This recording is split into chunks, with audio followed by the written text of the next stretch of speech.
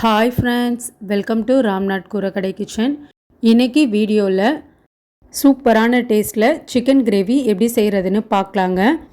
காலையில் நம்ம இந்த சிக்கன் கிரேவி செஞ்சு வச்சிட்டோன்னா காலையிலத்துக்கு இட்லி, தோசை, லஞ்சுக்கு ரைஸுக்கு பிரியாணி, நைட்டுக்கு சப்பாத்தி, இட்லி, தோசைக்கும் ரொம்ப சூப்பராக இருக்குங்க. வாங்க இந்த டேஸ்டியான சிக்கன் கிரேவி எப்படி செய்கிறதுன்னு நம்ம வீடியோக்குள்ளே போய் பார்க்கலாம். இந்த ரெசிபி செய்கிறதுக்கு 5 டேபிள் ஸ்பூன் அளவுக்கு எண்ணெய் சேர்த்துக்கலாங்க.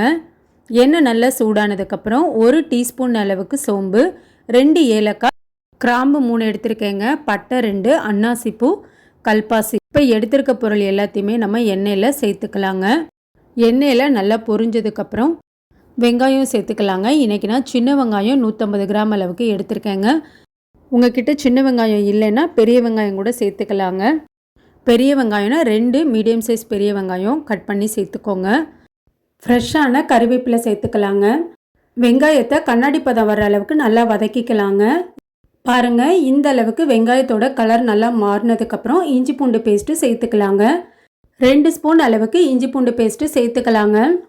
இஞ்சி பூண்டோட பச்சை வாசனை நல்லா போயிடணுங்க. இப்போ பாருங்கள், இந்த அளவுக்கு நல்லா வதக்கியாச்சு, பச்சை வாசனை போயிடுச்சு.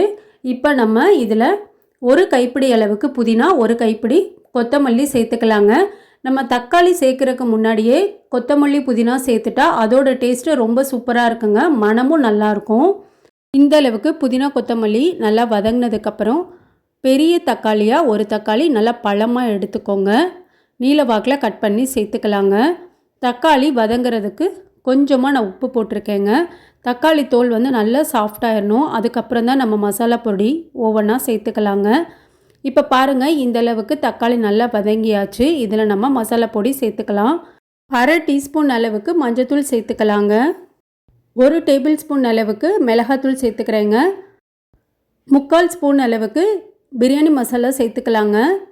1/2 ஸ்பூன் அளவுக்கு கரம் மசாலா சேர்த்துக்கலாங்க. 3/4 ஸ்பூன் அளவுக்கு காஷ்மீரி மிளகாத்தூள் சேர்த்துக்கலாங்க. 2 ஸ்பூன் சிக்கன் மசாலாங்க. இது ஹோம்மேட் சிக்கன் மசாலா. நம்ம சேனலில் சிக்கன் மட்டன் மசாலா தூள் எப்படி அரைக்கிறதுன்ற வீடியோ நான் அப்லோட் பண்ணியிருக்கேங்க. டிஸ்கிரிப்ஷன்லேயும் நான் லிங்க் கொடுக்குறேன், தேவைப்பட்டால் செக் பண்ணி பாருங்கள். ஹோம்மேட் மசாலா உங்ககிட்ட இல்லைன்னா நம்ம கடையில் வாங்குகிற சிக்கன் மசாலாவே 1 டேபிள் ஸ்பூன் அளவுக்கு சேர்த்துக்கோங்க.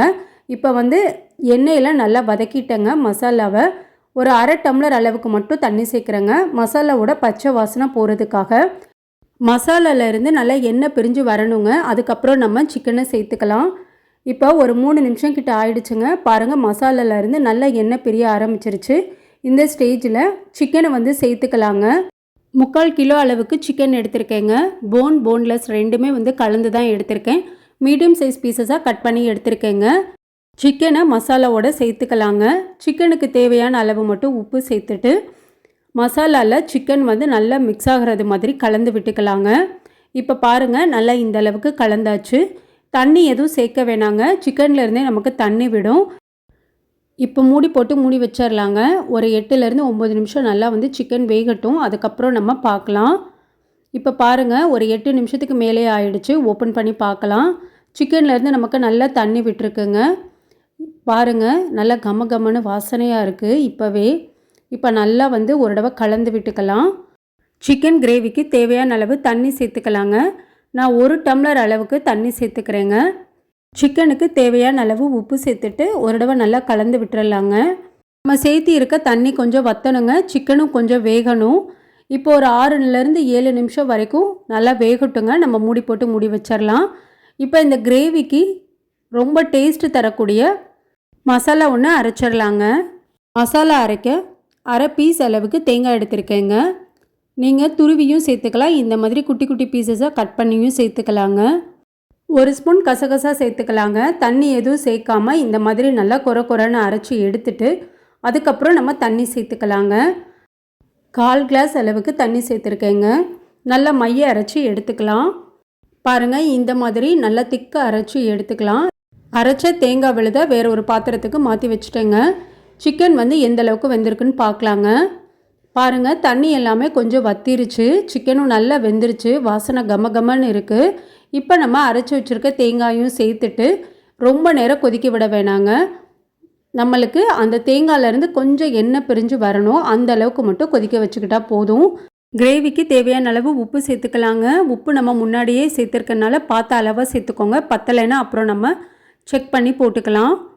இப்போ மூடி போட்டு மூடி வச்சுறேங்க. ஒரு 4 நிமிஷம் மட்டும் நல்லா கொதி வரட்டும். இப்போது ஒரு 4 நிமிஷம் கிட்ட ஆயிடுச்சுங்க. ஓப்பன் பண்ணி பார்க்கலாம். நல்லா எண்ணெய் பிரிஞ்சு வந்திருக்குங்க. ரொம்ப சூப்பராக இருக்குது. சிக்கன் கிரேவி நல்லா வாசனையாக இருக்குது. இப்போ ஒரு தடவை நல்லா கலந்து விட்டுக்கலாங்க. சிக்கன் எல்லாமே நல்லா வெந்திருக்கு. இப்போது ஃப்ரெஷ்ஷான கருவேப்பிலையும் கொஞ்சமாக கொத்தமல்லி தலையும் சேர்த்துக்கிறேங்க. கருவேப்பிலை இலைகள் கொஞ்சம் பச்சையாக சேர்த்துனோன்னா இந்த கிரேவிக்கு வந்து நல்லா டேஸ்ட்டாக இருக்குங்க. சேர்த்துட்டு ஒரு தடவை நல்லா கலந்து கொடுத்துக்கலாங்க. அவ்வளோதான், சூப்பரான ஒரு டேஸ்ட்டில் சிக்கன் கிரேவி ரெடிங்க. நல்லா சுட சுட சாதத்துக்கு ரொம்ப நல்லாயிருக்கும். சப்பாத்தி, பரோட்டா, இடியாப்பம் எல்லாத்துக்கும் அட்டகாசமான ஒரு காம்பினேஷனுங்க.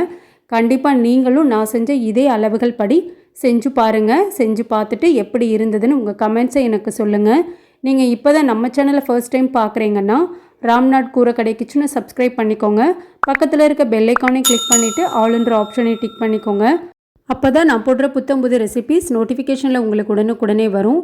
இந்த வீடியோ உங்களுக்கு பிடிச்சிருந்ததுன்னா லைக் பண்ணுங்கள். உங்கள் ஃப்ரெண்ட்ஸ் அண்ட் ரிலேட்டிவ் ஃபேமிலிக்கும் ஷேர் பண்ணுங்கள். இனி வேறு ஒரு இன்ட்ரெஸ்டிங்கான ரெசிபியில் உங்களை பார்க்குறேன். தேங்க்ஸ் ஃபார் வாட்சிங் ஃப்ரெண்ட்ஸ்.